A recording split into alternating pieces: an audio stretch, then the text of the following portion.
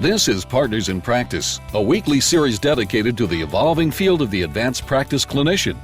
Here is your host nurse practitioner, Mimi Secor. Nurse practitioners have been serving in all branches of the military for many decades now. Many different nurse practitioner specialties are represented in the military, and they serve around the country and the world in various capacities. With increasing demand for healthcare services within the military, nurse practitioners are meeting the need by serving in various positions, settings, specialties, and geographic locations in the United States and worldwide. You're listening to ReachMD XM160, the channel for medical professionals. Welcome. I'm nurse practitioner Mimi Secor, your host, and with me today is Captain Linnea Axman, nurse practitioner in the United States Navy, stationed in San Diego, California. Today we are discussing the role of nurse practitioners in the military and focusing on Captain Axman's distinguished career in the Navy. Hello, Captain Axman. Welcome to ReachMD. Thank you so much, Ms. Secor. I'm very honored to be part of your show today. Well, you're very welcome. Why did you decide to join the military, in particular the Navy? Well, I decided to join the military because I was watching the world go by and I didn't feel like I was a part of it. I was already a nurse and felt like I'd done what I needed to do as a nurse, a professional nurse. And I wanted to make a difference in people's lives and in the world. I chose the Navy really for very personal reasons. It's become something of a tradition in my family to join that service. My grandfather was a fireman in the Navy in World War I on the USS Norfolk, and one of my brothers was an aviation aerographer. And just to continue the line, my son, he has continued the tradition, and he is an active duty oceanographer with the Navy. Wow, congratulations. That's very special. Yes, it is. Thanks. What was your first assignment as a nurse practitioner in the Navy, and when was that? Well, I did come on active duty as a general duty nurse, and that was in 1985. And actually, the Navy very generously sent me to school to be a family nurse practitioner. So my first two assignments, I was a critical care nurse. My first assignment was in Charleston, South Carolina, at the Naval Hospital there. And then my second assignment was at the U.S. Naval Hospital in Guam. Guam, as you know, is a territory of the U.S., but it's a long, long way away, and it's a very interesting environment. From there, I was selected to go to school. I went to the University of Kentucky in Lexington, Kentucky. I had the opportunity to work with midwives in the Frontier School of Nursing. I got to do 400 hours with them. That was very exciting. It was an absolutely wonderful experience, and I was ready to hit the ground running, as they say in the Navy, when I got to my first assignment, and it was back in Charleston as part of a very busy family practice and family medicine residency program. Did you deliver babies, too, when you were at the Frontier Nursing program? I'm just curious. I did. I delivered babies right along with the midwives under very close supervision, of course, but it was an absolutely wonderful experience. What countries has your career in the Navy taken you to, and what country would you say was the most interesting? I'll tell you, it's really hard to pick a specific country, but after the first Gulf War, I worked in a refugee camp in the demilitarized zone between Iraq and Kuwait with about 20,000 refugees. That was quite interesting. I was deployed to Cuba to care for Haitian refugees. I was sent on temporary assignment to a variety of countries in support of the President's emergency plan for AIDS relief. Those included Germany, Botswana, South Africa, Zambia, and Zimbabwe.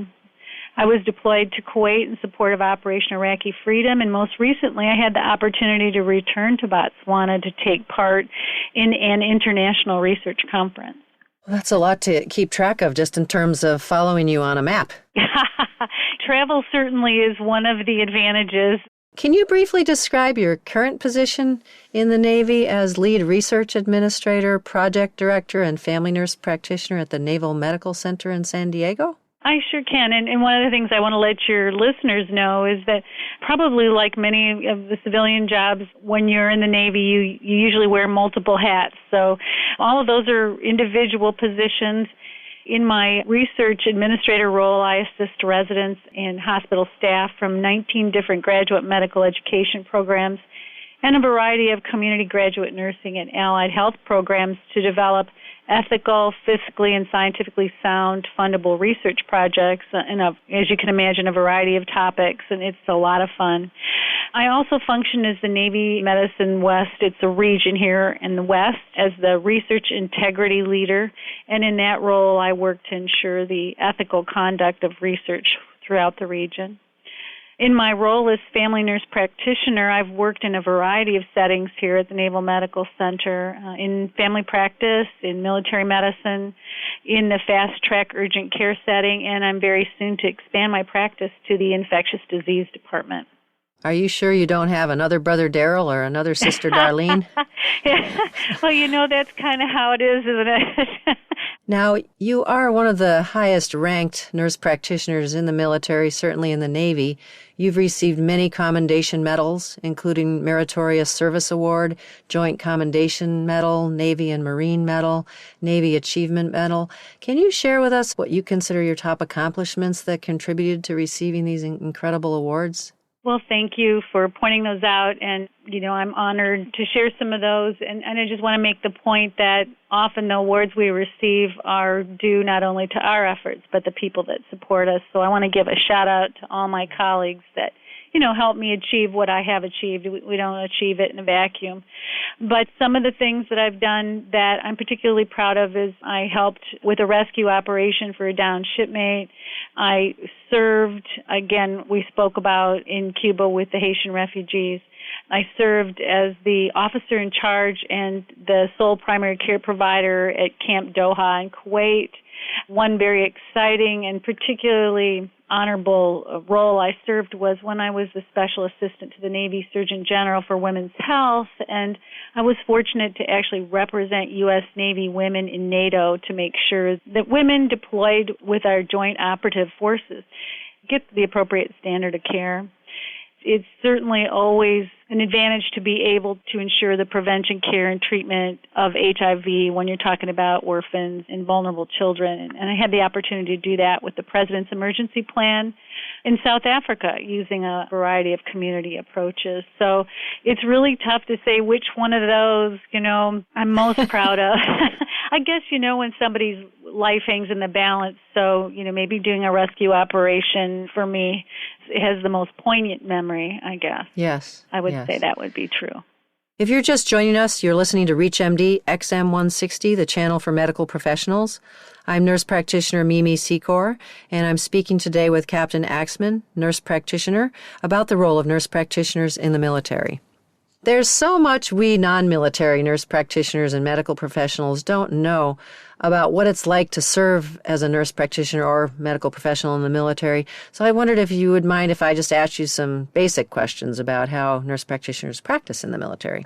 I'd love to answer those questions. The first is, can nurse practitioners practice independently in the military, and what is their required relationship with physicians if there is one? Yes, nurse practitioners are licensed, credentialed providers, and I'm including midwives and certified registered nurse anesthetists in my answer. We enjoy a very collegial relationship with our physician counterparts, and again, we are considered licensed independent providers when appropriately licensed and certified. So, yeah, we're very fortunate in our relationship, and I feel a very peer-to-peer relationship with my physician colleagues. Are the nurse practitioners considered members of the medical staff, and do they have full voting privileges and rights? Yes, nurse practitioners, again, as long as they are licensed and credentialed appropriately through our professional credentialing organization here, as long as those things are all in place, they are members of the medical staff and they enjoy full voting rights and privileges. When I say privileges, within whatever their particular core privileges are for their particular specialty. So, it would vary by specialty, of course. Sure. Do you have any new specialties that are being developed and launched within the military as we're seeing in the civilian world?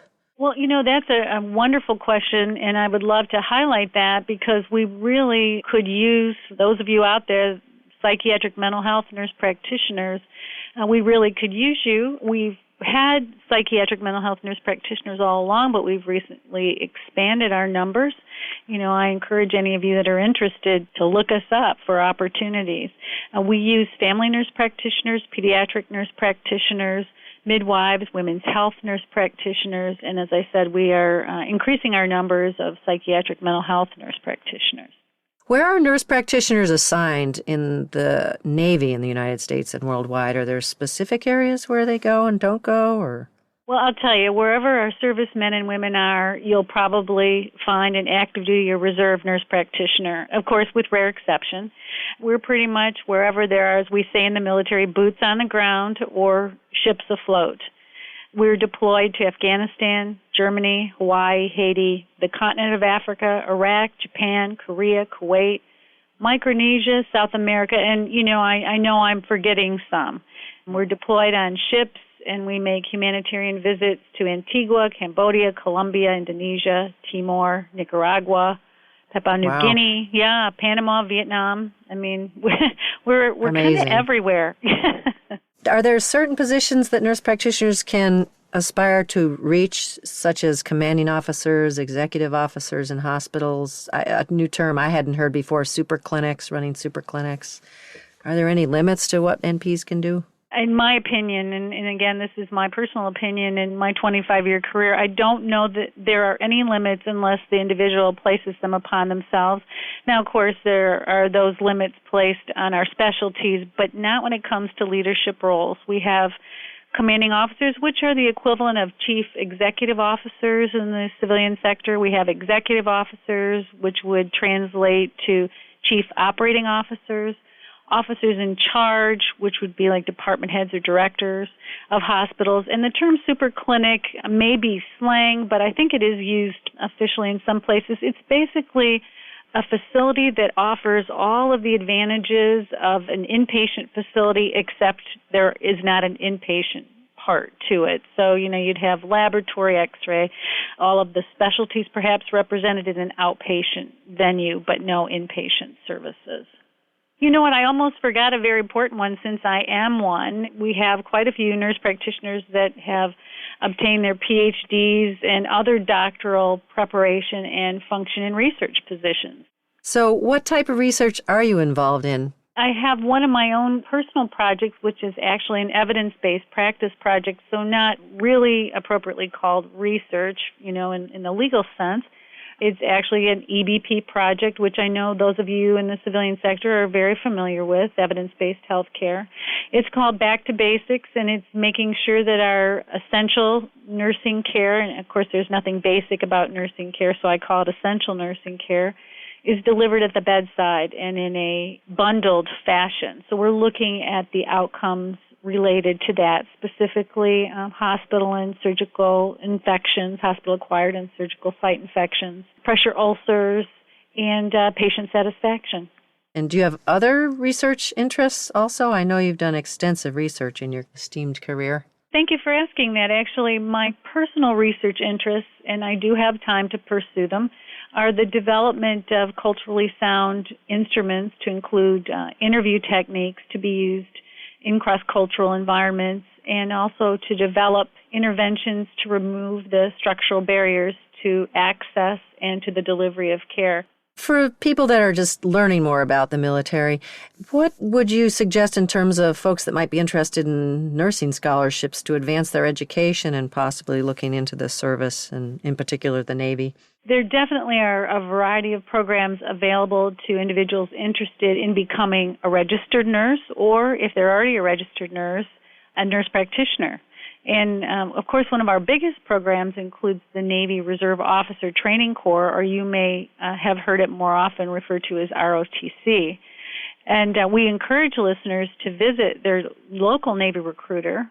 If they're not able to do that, there's also a wonderful website. It's Navy, NAVY.com/healthcare, as one word, no spaces. It's got great graphics and lots of information, whether or not you want to be a doctor, nurse, PA, whatever your area of healthcare is that you're interested in. And additionally, you can get some information at 1-800-USA-NAVY. I just want to thank you from the bottom of my heart for you spending some time with us today and sharing your experience in the Navy and helping to inspire our listeners to think about a career in the military, particularly the Navy. So thank you, Captain Axman, for coming on the show. And thank you, Ms. Secor, for having me. It's been a wonderful opportunity. Much appreciated. You've been listening to Partners in Practice on ReachMD XM 160. You can download this program and any other program in our library at reachmd.com. You can also follow us on Facebook and Twitter. Thank you for listening.